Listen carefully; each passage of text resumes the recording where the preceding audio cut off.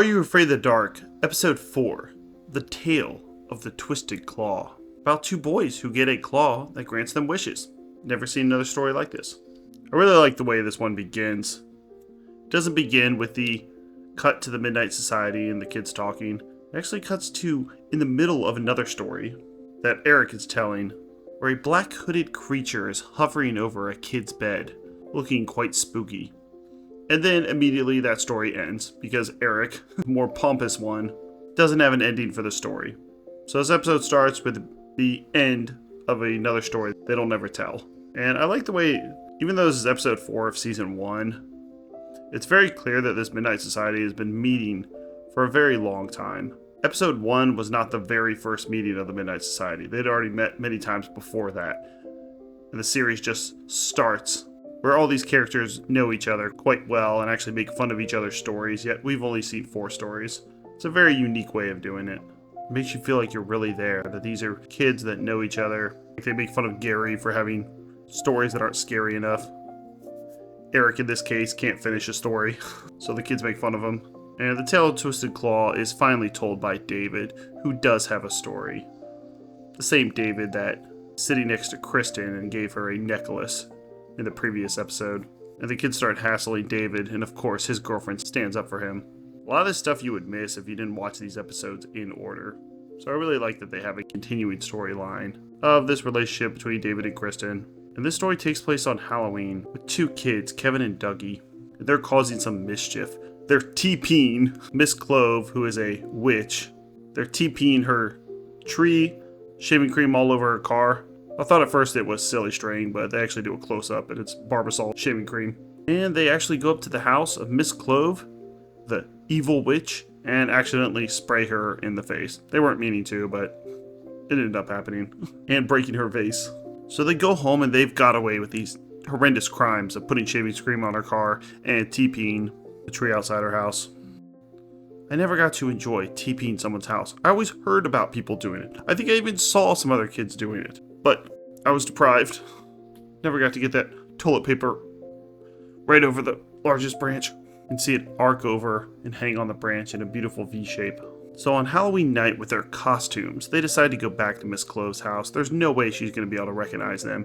Dressed up as a bum and dressed up as, well, I don't know what this costume is. Miss Clove doesn't bring up their foibles from the night before and pretends like she doesn't recognize them, dressed as a bum, and decides to give them this claw. And tells them that each one of them will get 3 wishes. So they don't each get a single claw. And it doesn't do that cool thing that the monkey's paw episodes do, where when you make a wish, the monkey's paw goes down, and you see you only have 2 wishes left. Instead, it lights up green whenever they make a wish. Cheap. She dares them to take this vulture's claw and make some wishes. So they take it home and start making some wishes. So Kevin makes his first wish while hanging out at school, and that's to beat Bostic. Since Bostic's so cool, he gets all the chicks to give him a kiss on the cheek. He's even held some girls' hands. Man, this guy's just awesome. And he's also really, really fast and popular and got tons of style. Basically, Bostic's awesome. O'Doyle wishes he was as cool as Bostic.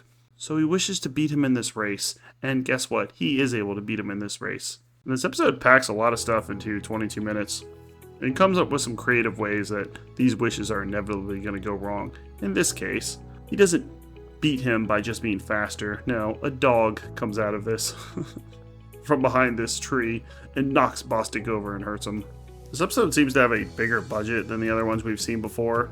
There's actually scenes in school where we see lots of kid extras. And in this race, we see about 10 kids running and a bunch of people cheering them on the sidelines. There's also quite a creepy scene where they're walking home late at night and they get accosted by these older kids. I'm not sure if this is trying to harken back to like the Warriors, or that's at least what I got from it. Wearing these face masks that looks like Phantom of the Opera, but I think it's trying to harken back to the Warriors. Let me look at these pictures. I think so. And they end up chasing them. And they start fighting over the claw, and Kevin makes the mistake you never do when holding the claw, which is wish for something to happen even though you're just not actually wishing for it. It's just like, oh, I wish I was never born. You're like, oh crap. In this case, Kevin wishes for Dougie to lose his folks. What does that mean? Well, they get a mysterious call, and guess what? His parents have been in a car crash. Are You Afraid of the Dark doesn't say they died, but that's what it's hinting at. Probably my favorite part, besides the warrior scene. He wishes that his grandpa was here to help him because he would be able to give him some good advice. Well, guess what? His grandpa died a while ago, so we get a old car driving up with all this mist, and we're about to get a Night of the Living Dead situation here. They never actually show the grandpa walking towards the house as a corpse, but it's almost scarier that they don't show it because he's creeping around for a little bit, and they have to figure out a way to stop this, to bring their parents back, to stop this zombie grandpa from getting to their front door and, well, maybe giving them some good advice. Who knows? I don't know how this Twisted Claw works. Maybe he's just going to open the door and be like, hey, here's what you guys got to do. You got to set the claw on fire and flush it down the toilet. And they go, oh, thanks, Gramps. Then for a final wish, Dougie wishes that he never broken Miss Cloves, the witch's face, and that they never got this Twisted Claw to begin with, and everything reverts back to normal.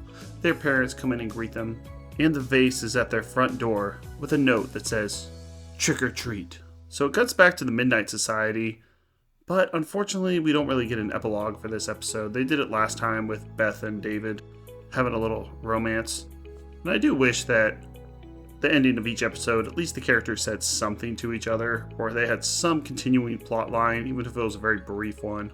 There's a few where at the end of the story someone will wear a mask and then scare another person. Like in the second episode, they would jump out in clown masks and then end it. But no, it seems like they've run out of time. And Gary says, until next time. Pleasant dreams, everyone. So now some fun facts. This is one of 2 episodes to open it as storytelling rather than at the fire. So at the beginning, it starts with another story and then cuts to the Midnight Society, rather than every other episode, other than 2. It always starts with the Midnight Society, these kids around a campfire.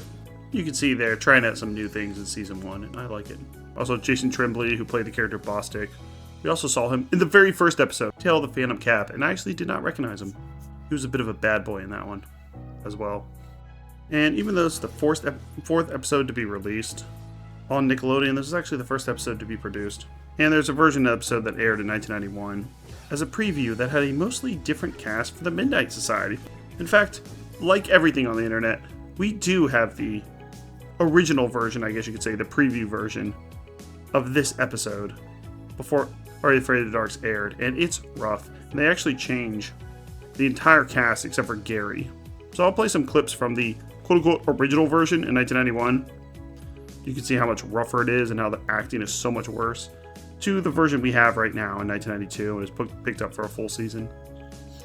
They changed all the actors except for Gary, and it was 100% the right choice. I mean, the kid acting in Are You Afraid of the Dark is not always the best, but wow. The quote-unquote original version, the kids look worse, sorry, the lighting's worse, and the acting is so stilted. But they have the same script, interestingly, so let's look at the differences. So what happened? Don't know. What do you mean you don't know? I don't know. What happened? Don't know. What do you mean you don't know? I mean, I don't know. Meeting without a full story arc. Hey, better than no story. I don't see anyone else jumping in. Shouldn't call a meeting without a full story, Eric. It's better than no story at all. Hey, and I don't see anyone else jumping in. Whoa, he speaks. Who woke you up? Leave him alone, Frank. I've got one. Whoa, he speaks. Who woke you up? Leave him alone, Frank. Yeah, I would be interested to see why they decided to change the cast. It was the right decision, but probably a very difficult one. Maybe I'll look into that one and get back to you. Next up is episode 5, The Tale of the Hungry Hounds, where we get a little Chronicles of Narnia going on here. Another quite complicated story. I really like the fact that they're not dumbing this stuff down for kids very much. Even I get a little confused sometimes what's going on, especially this one. It's a very long scene where they're walking through the woods. Where is this going? Where's the hounds? Well, you do see some at the end. And check out our playlist for all episodes of Are You Afraid of the Dark. We're covering all of them. Black Mirror, Tales from the Dark Side, Mystery Science Theater 3000, Fear Itself, Monsters, Cowboy Bebop, Pet Shop of Horrors. We cover every single episode of those series as well. Thanks a lot. I give the low blow that takes me back to times when I was a kid. Waiting for the silver and you look back, you see the ghost in black. He'll tip his hat and hope your travels fail. I wasted all my